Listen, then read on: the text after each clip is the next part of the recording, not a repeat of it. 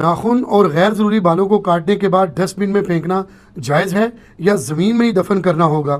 مزید یہ بھی بتا دیں کہ ہیئر ریموونگ کریم کا استعمال جائز ہے یا ناجائز؟ پہلے ہیئر ریموو کریم کو ڈسکس کر لیتے ہیں. استعمال میں تو کوئی ایشو نہیں ہے. اسلام نے تو زور دیا ہے غیر ضروری بالوں کو ریموو کرنے کے اعتبار سے. اس کا مولڈ اس طرح بھی ہو سکتا ہے, پاکی ریزر بھی ہو سکتا ہے, کوئی کریم بھی ہو سکتی ہے, جی ہاں ٹریمر بھی ہو سکتا ہے, کوئی مسئلہ نہیں ہے.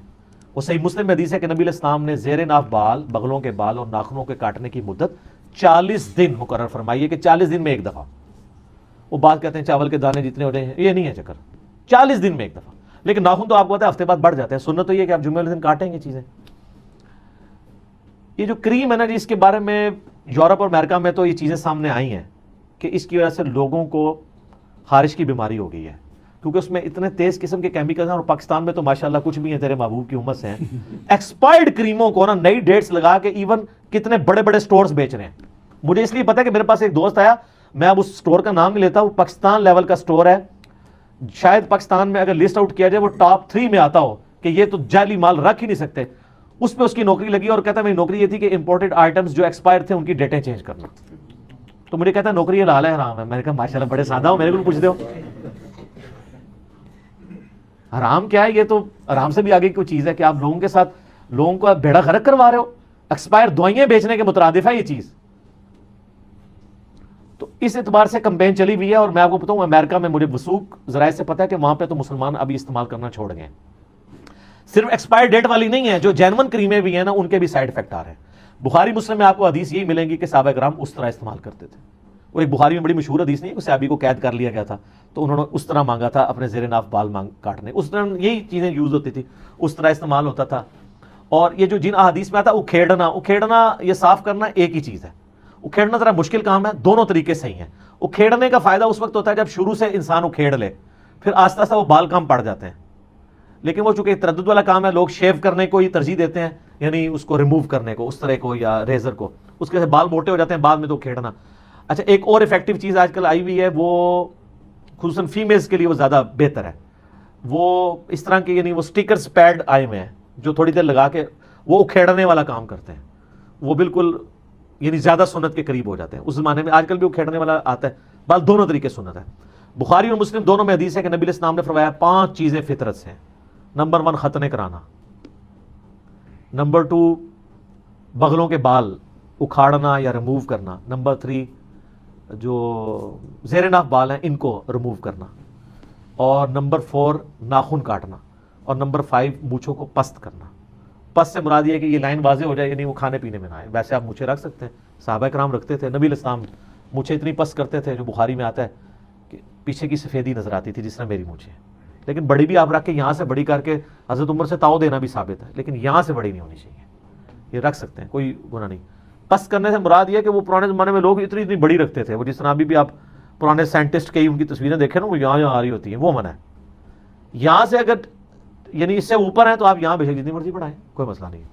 اور مسلم شریف میں ایک حدیث ہے کہ 10 چیزیں فطرت سے, اس میں ایک داڑھی بڑھانا بھی ہے, کلی کرنا, مسواک کرنا, اور کئی باتیں اس میں آتی ہیں. مسئلہ 33 میرا داڑھی پہ, یہ ساری چیزوں پہ ریکارڈڈ موجود ہے.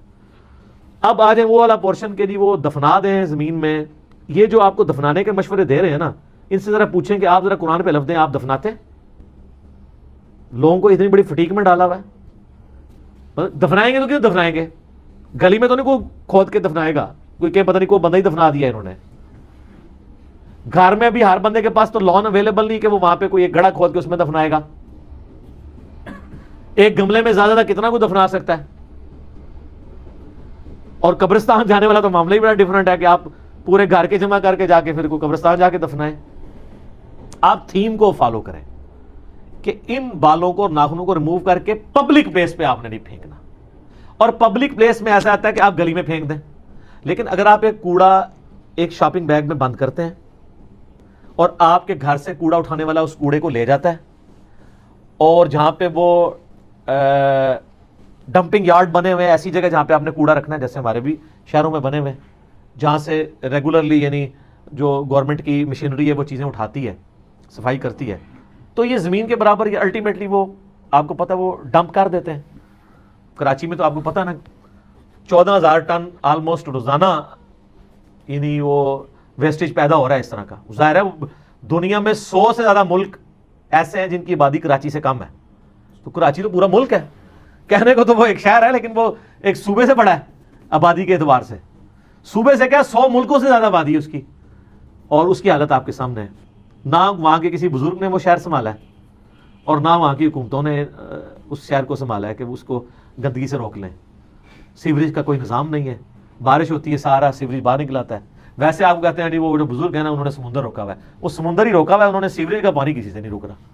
سمندر بھی اللہ نے روکیا جائے, اللہ نے تڑی نہ دیو کسی داڑے اللہ نے غصہ آیا تو چڑھائی نہ دے تھوڑے, ٹھیک ہے, تو اے اللہ کو ڈرتے رہا کرو.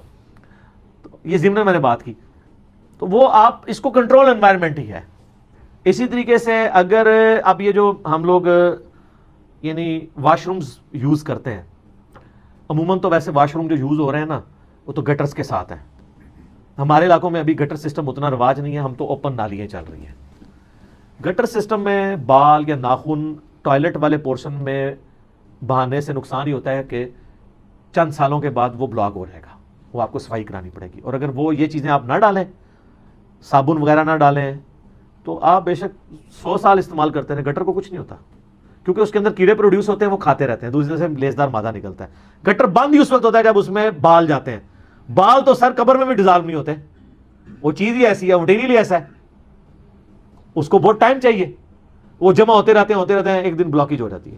اس لیے آپ دیکھیں گے ٹوائلٹ کی جو سیٹ ہے نا, وہ اس کا پانی سیوریج لائن میں جا رہا ہوتا ہے, اور جو نہانے والا پانی سیوریج لائن میں نہیں جاتا. کیوں؟ وہ صابن والا پانی ہوتا ہے. اگر وہ سیوریج لائن میں چلا جائے اور گٹر تک پہنچ جائے تو گٹر میں کیڑے جو ہیں وہ مر جائیں گے جو وہ کھاتے ہیں, اور جب وہ مر جائیں گے تو دوسری طرح سے بدبو ہی نکلے گی, وہ ڈیزالو ہی نہیں ہوگا جو سٹول وہاں پہ جمع ہو رہا ہے. یہ میں آپ کو سائنٹیفک باتیں بھی ساتھ ساتھ عرض کر رہا ہوں, ٹیکنیکل باتیں بتا رہا ہوں, اس لیے کہ اگر آپ مکان بنائیں تو کوئی ناڑی مستری آپ کا کہیں وہ گٹر لائن میں ہی نہ ڈال دے نہانے دھونے والے پانی کو. یہ غلطی نہیں کرنی, نہ واش بیسن کو گٹر میں ڈلوانا ہے, گٹر میں صرف گٹر والی چیز ہونی چاہیے. اب جس طرح ہماری اوپن نالیاں ہیں, اب اس میں اگر آپ اوپنلی ڈالتے ہیں وہ پھر اوپنلی نظر بھی آتا ہے, اور لیکن الٹیمیٹلی بڑے نالے میں جاتا ہے, پھر وہ نالے میں ڈیزالو ہو جاتا ہے, کوئی اوپنلی کہیں پہ پھیلے ہوئے بال نظر نہیں آ رہے, تو اس میں بھی کوئی حرج نہیں ہے. یہ دفنانے والا کتابوں میں ہی لکھا ہوا ہے بابوں نے, اور پریکٹیکلی یہ پاسبل نہیں ہے. یہ انہی حدیثوں سے نہیں انہوں نے نکالا ہوا کہ دفنا دیں, بس صرف انہوں نے ایک قیاس کیا ہے کہ چونکہ یہ جو زیر ناف بال ہیں یہ شرم کی جگہ چھپانے, ستر کے بال ہیں, چونکہ ستر کے بال ہیں تو ان کو ریموو ہونے کے بعد بھی ان کا پردہ ہے. یہ پتہ نہیں انہوں نے کہاں سے بنا لیا. ہاں آپ پوچھ لیں, وہ یہی کہیں گے کہ ریموو ہونے کے بعد بھی ان کا پردہ رہے گا, تو چونکہ پردہ رہے گا تو ان کا پردہ رکھنا ہے. ویسے خود اپنی عورتوں کو یہ نقاب بے شک نہ کرواتے ہوں, لیکن بالوں کا پردہ ضرور کروائیں گے.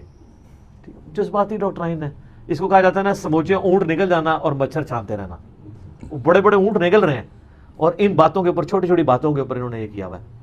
تو اس حوالے سے جو ینگ جنریشن ہے, میں ان کو کہوں گا کہ ایسے پاکی ریزرز مختلف کمپنیوں کے ملتے ہیں, وہ آپ وہ ریزر یوز کریں, اور وہ ریزر بھی پانی کے بغیر خشک جلد پہ صحیح کام کرتے ہیں, وہی زیادہ افیکٹو چیز ہے. اور جن کے بچے ینگ ایج کو پہنچ رہے ہیں, اس سے پہلے کہ بچے اپنے آپ کو زخمی کریں, آپ خود ان کو یہ ریزرز کا تعارف کروا دیں کہ اس کے ذریعے کریں, یا ان وہ سٹیکر والے پیڈز کا تعارف کروا دیں اگر آپ افورڈ کر سکتے ہیں. ویسے اتنے مہنگے بھی نہیں ہیں وہ, ان کا تعارف کروائیں. یہ ینگ جنریشن کو اس حوالے سے یعنی اس عمر میں پہنچتے ہوئے ماں باپ کی ذمہ داری ہے کہ وہ سکھائیں, اور جب ماں باپ یہ چیزیں سکھائیں گے تو یہ کوئی گندی باتیں نہیں ہیں. گندی باتیں اس وقت ہوں گی جب یہ باہر سے سیکھیں گے. جب آپ بتائیں گے تو آپ اس کو ایز اے نیچرل پروسیس بتائیں گے کہ یہ ایسے ہی ہوا کرتا ہے, تم اسٹیج پہ ہو. پھر ان کے لیے وہ چیز کیوریوسٹی کا سبب نہیں بنے گی. اگر ان کو ادھر ادھر پتہ چلو کہ اچھا, جب آپ خود بتا رہے ہوں گے اس کو اس طرح لے رہے ہوں گے. یہ فرق ہوتا ہے. تو جو سمجھدار لوگ ہیں وہ یہ کرتے ہیں. مجھے بڑا صحیح طرح یاد ہے, ہمارے والد صاحب نے میں بڑی صحیح ٹائم کے اوپر یعنی یہ چیز بتا دی تھی, تو اس لیے ہمیں کبھی پرابلم نہیں ہوئی. لیکن میرے ساتھ ایون یونیورسٹی لیول پہ بھی لوگ پہنچے ہوئے تھے, وہ اتنے ذلیل ہوتے تھے. میں نے ان کو جب بتایا کہ یار یہ والا ریزر آپ یوز کریں, تو وہ آج تک دعائیں دیتے ہیں. تو جن کے ماں باپ وہ شرم و شرمی خاموش بیٹھے رہتے ہیں تو پھر نقصان کرتے ہیں اپنی اولاد کا. تو یہ ذمہ داری ہے کہ وہ اس طریقے سے اس کو کریں. ٹھیک ہوگا؟ ٹھیک ہے.